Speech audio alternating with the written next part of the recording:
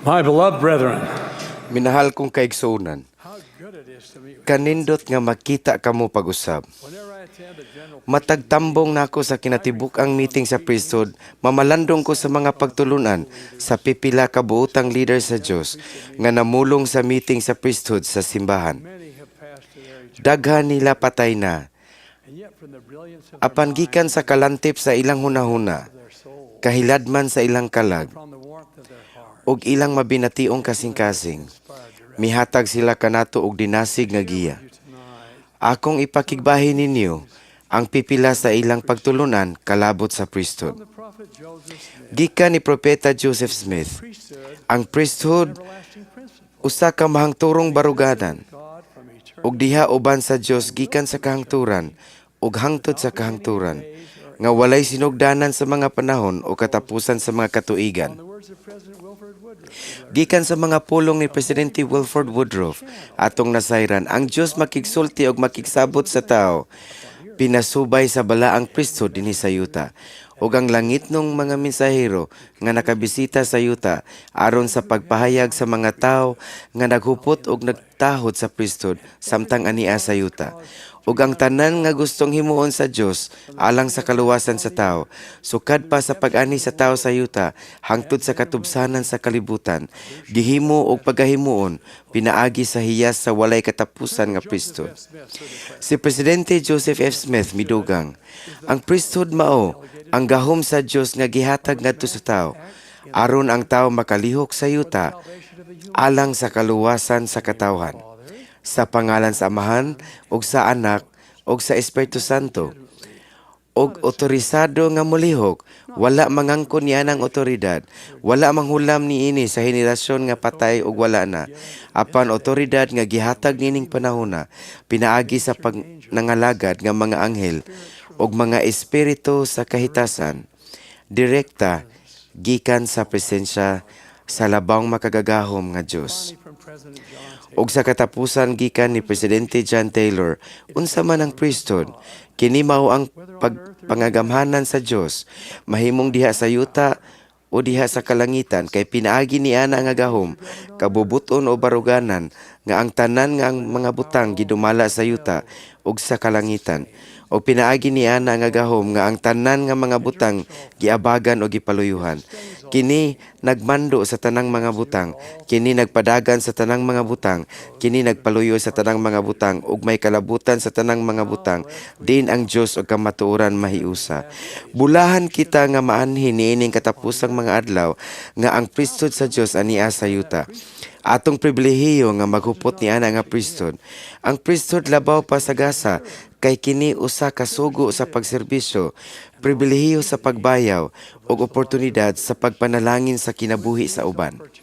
Niining oportunidad moabot ang responsibilidad ug katungdanan. I love Akong gimahal ang nindot nga pulong, katundanan ug kahulugan niini.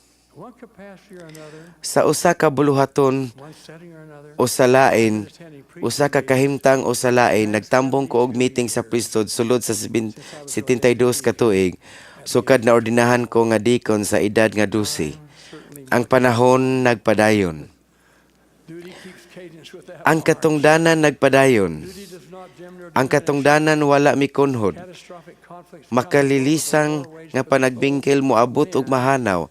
continues without Apan ang gubat sa kalag sa katawhan nagpadayon. all comes the word Sama sa tawag moabot ang pulong sa Ginoo kaninyo, kanako ug sa naghupot sa priesthood bisan asa. wherefore now Busa karon himua ang matag tawo nga makakaton sa iyang katungdanan ug pagbuhat sa buhatan diin siya nagtudlo diha sa tanan nga kakugi. the call of duty Ang tawag sa katungdanan miabot nila ni Adan, Noe, Abraham, Moises, Samuel, David. the prophet Joseph Miabot kini ni Propeta Joseph Smith ug sa matag usa nga mipuli niya. Ang tawag sa katungdanan miabot ni Nephi. Dihang gisugo siya sa Ginoo pinaagi ni Lihay nga mobalik sa Jerusalem uban sa iyang mga igsuon sa pagkuha sa palid nga tumbaga gikan ni Laban. Ang mga igsuon ni Nephi nagbagulbol nga lisod ang gipabuhat kanila. Unsay tubag ni Nephi? Miingon siya, I will go and do the thing ako moadto the Lord hath og mobuhat sa mga butang nga ang Ginoo nagsugo. Kay ako nasayod nga ang Ginoo dili mohatag og mga sugo. Ngadto sa katawhan gawas kon siya moandam og paagi alang kanila nga sila unta makatuman sa butang diin siya misugo kanila. Kung kanang sama nga tawag moabot kaninyo og kanako, unsay atong itubag? we murmur as did Laman and Magbagulbol ba kita sama nila ni Laman og Limuel og miingon kini usa ka malisod nga butang nga gipabuhat kanako. O kita sama ni Nephi moingon ako moadto, will do. ako mobuhat. Will we be willing to serve Andam ba kita nga moserbisyo og mosunod? times Usahay ang kaalam sa Dios daw kabuang tanawon o lisod kaayo. the greatest Apan ang labing bililhong leksyon nga makatunan sa mortalidad is that when God mao nga kun musulti ang Dios man obeys ug mutuman ang tao, kanang tawhana, sakto kanunay. when I think of the word duty Kung maghunahuna ko sa pulong katungdanan, ug usaon niini pagpalambo sa atong kinabuhi ug sa uban, mahinumduman ako ang mga pulong nga gisulat sa inila nga magbabalak ug manunulat. Natulog ko og nagdamgo nga ang kinabuhi kalipay. Ako nahigmata og nakita ang kinabuhi katungdanan man diay. Akong gihimo og tanawa ang katungdanan kalipay. Robert Louis Stevenson put it in Si Robert Louis Stevenson misulti niini sa laing paagi. Miingon siya, kibalo ko unsa ang karuhay kay naghimo kog maayong buhat. Sa atong paghimo sa katungdanan ug paggamit sa priesthood, makita nato ang tinuod nga kalipay. experience of satisfaction. Masinati nato ang katagbawan nga nahuman ang atong buluhaton. Taught the specific duties Gitudluan kita sa pihong katungdanan sa priesthood nga atong gihuptan, Aaronic o Melchizedek priesthood. to contemplate Muawhag ko ninyo sa paghunahuna sa katungdanan o himua ang tanan ninyong mahimo aron matuman kini. Sa paghimo sa ingon matag usa kinahanglan takos. Magbaton kita og kamot nga andam og limpyo aron makaapil kita sa paghatag unsay gusto sa atong langitong amahan nga madawat sa uban gikan kaniya. Kung kita dili takos, posibleng mawala ang gahom sa priesthood. O kung kini mawala, the essence of mawad-an kita sa kahulugan sa kahimayaan. Himua nga takos kita nga moserbisyo. President Harold B. Lee Si Presidente Harold B. Lee, usa sa bantugang magtutudlo sa simbahan, miingon kung ang usa mahimong tigupot sa priesthood, mahimo siyang sulugoon sa Ginoo. should think of his Maghunahuna siya sa iyang calling, ingon og anaa siya sa buhat sa Ginoo. during World War II. Panahon sa ikaduhang gubat sa kalibutan, sa sayong bahin sa 1944, ang kasinatian kalabot sa priesthood nahitabo dihang ang mga marinero sa Estados Unidos misulong sa Kwajalein Atoll, dapit sa Marshall Islands, ug anaa sa dagat sa Pasipiko, tunga-tunga sa Australia ug Hawaii. What took place in this regard? Unsay nahitabo niini? Gisaysay sa usa ka reporter. Not a member of the church. Dili miyembro sa simbahan nga nagtrabaho sa usa ka newspaper sa Hawaii. 1944. Sa 1944 nga artikulo sa newspaper, misulat siya human sa kasinatian. Gipasabot niya nga siya ug ang ubang mga reporter nagsunod sa mga marin didto sa Kwajalein Atoll. At the advance. Pag-adto nila sa unahan, nakita nila ang batanong marin naglutaw nga nagkulob sa tubig.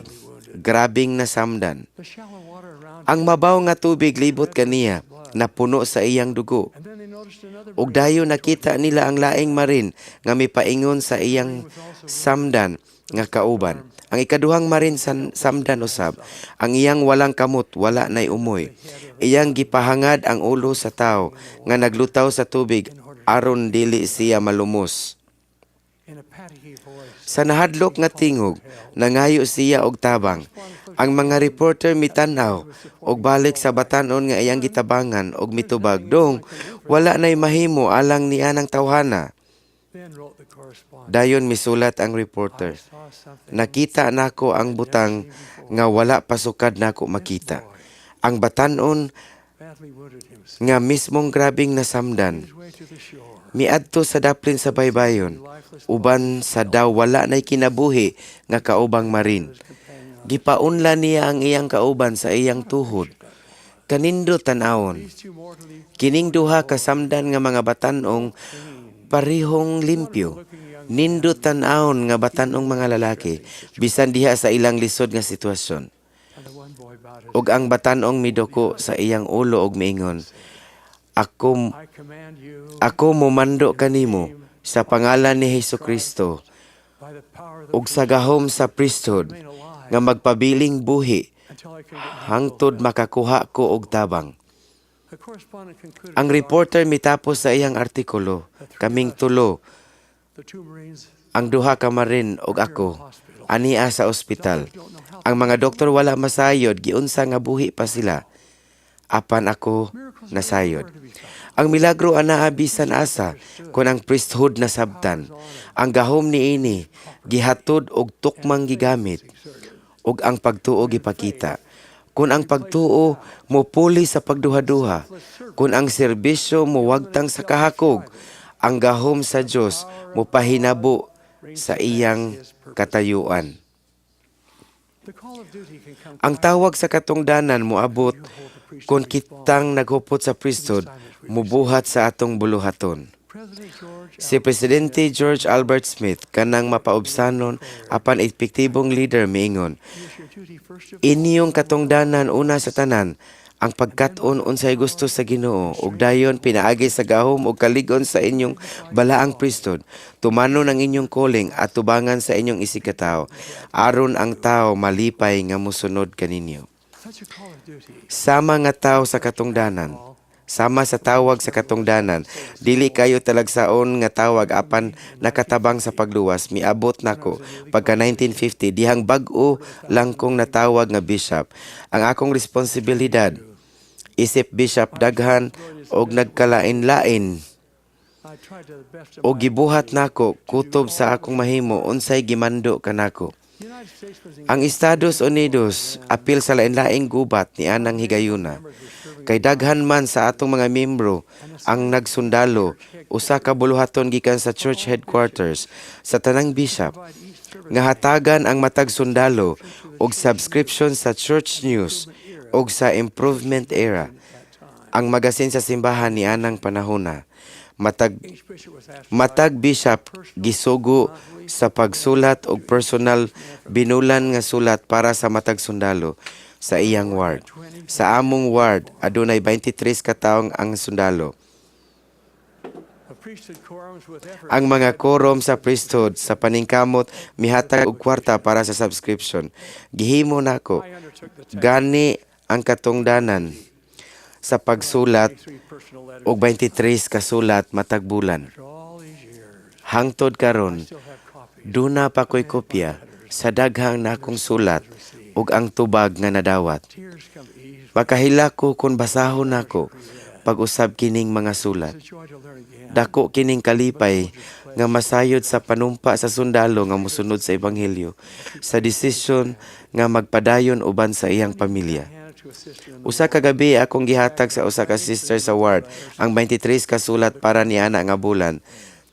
her son was to handle a Iyang trabaho mao ang pagdala sa sulat ug paglista sa nag-usab-usab nga address. He glanced at one envelope. Mitan-aw siya sa usa ka sobre, may pahiyom ng utana. Bishop, Ever get this? wala pa ba kapul eh? Here's another letter, Brother Bryce. Ania ang laing sulat para ni Brother Bryson. Ika-17 na kininimo nga sulat nga walay tubag. Responded, Mitubag "This ko, will be the month." basin karong bulana. As it turned out, Nahitabo gayod, mao ka ng bulana. for the first time he responded Sa unang higayon, gitubag niya ang akong sulat. as a keepsake. Ang iyang tubag halandumon, usa ka bahandi. Nagserbisyo siya sa layong lugar. Nag-inusara, gimingaw, masulubon, Bishop. misulat siya, Much right. Dear Bishop, dili ko hilig musulat. Told him that several months earlier. Sultihan unta nako siya ni ana pipila ka bulan ang milabay. His letter continued. Ang sumpay sa iyang sulat. Salamat sa church news ug mga magazine. But most of all, Apan labaw sa for tanan the personal letter, sa imong mga sulat. I have turned over a new Gipakli nako ang sunod pahina. Naordinahan ko nga priest sa Aaronic priesthood. leaf. My heart is full. Ang akong kasing puno sa kalipay, malipayon kaayo ko. Brother Bryson was no Si Brother Bryson hilabihan kamalipayon sama sa iyang bishop. of the adage. Akong nakatunan nga ang paggamit sa panultihon, buhata ang inyong katungdanan sa labing maayo. Ang uban iyahan na sa Ginoo. While attending the Katuigan ang milabay samtang nagtambong sa Salt Lake Cottonwood Stake dihang si James E. Faust ang presidente niini. Gisaysay ko kana sa tuyo nga makaawhag og pagtagad para sa atong mga sundalo. Human sa meeting usa ka buutan nga batanong lalaki miduol. he took my hand in his. Gilamano ko niya og miingon, Bishop Monson, Bishop Monson, nakahinumdum pa ba ka nako? I suddenly realized who he was. Nakaila dayon ko niya. And I exclaimed, Brother Bryson, misinggit ko, "What are kumusta? you doing in the church?" Unsa may gibuhat nimo sa simbahan? Obvious pride, he responded, "I'm fine." Mapagarbuhon siyang mitubag, okay ra ko. Nagserbisyo ko sa presidency sa Elders Quorum. Salamat sa imong pagpakabana kanako ug sa imong mga sulat nga gipadala And which I treasure. ug akong giampingan. Close quote.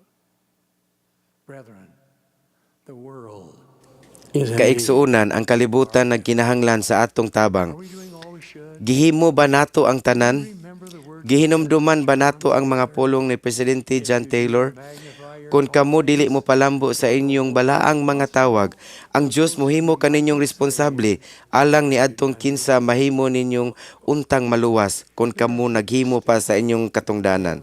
Dunay mga tiil nga pabarugon, mga kamot nga tabangunon, hunahuna nga awhagon, kasing-kasing nga dasigon, ug mga kalag nga luwason. blessings. Ang mga panalangin sa kahangturan naghulat kaninyo. Yours is the privilege. Inyo ang pribilehiyo nga dili lang tigtanaw apan partisipante sa pagserbisyo sa priesthood. Let us hearken. Patalinghuga nato Reminder, ang pahinumdom nga makita sa sulat ni Santiago. Tumana ninyo ang mga pulong ug dili kay maminaw ra kamo niini nga sa ingon ginalimbungan kamo sa inyong kaugalingon. Atong katunan ug hunaw-naon ang atong katungdanan. Kinahanglan nga kita andam og takos nga mo serbisyo. Sa paghimo sa atong katungdanan, atong sundon ang atong manluluwas. as you and I walk the path, Kung kamo og ako musunod ni Jesus, atong madiskubrian more than the babe in Bethlehem, nga siya labaw pa sa gamayng bata sa Bethlehem, labaw pa sa anak sa panday, the greatest teacher ever to labaw pa sa labing bantugan nga magtutudlo. Kita makaila kaniya nga mao ang anak sa Dios, ang atong manluluwas ug manunubos. Dihang miabot kaniya ang tawag sa katungdanan, siya mitubag. Amahan, ang imong pagbuot mao ang matuman, ug ang himaya imo sa kahangturan. May each of us Unta himuo nato kana. Ako nagampo sa iyang balaang pangalan, the name of Jesus Christ. sa pangalan ni Hesus Kristo nga atong Ginoo. Amen.